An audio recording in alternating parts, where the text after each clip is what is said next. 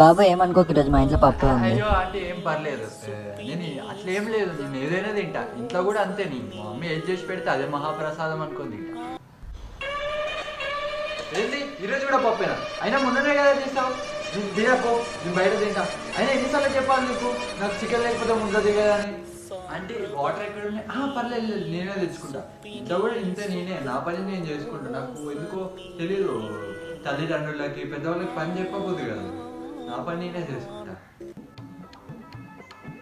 అమ్మా, మమ్మీ జర నేను టీవీ చూస్తున్నా, ఫ్యాన్ అయ్యవా? అమ్మా చూపేద్దాం, కొంచెం వాడదేవా?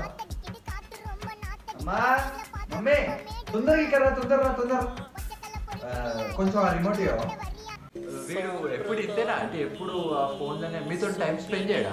నేనైతే అసలు మా ఇంట్లో నేను ఫోనే పట్టాను, అసలు ఫోనే పట్టాను. ఎప్పుడు పేరెంట్స్తో టైం స్పెండ్ చేస్తూ వాళ్ళతోనే ఉంటాను నేను ఎక్కువ.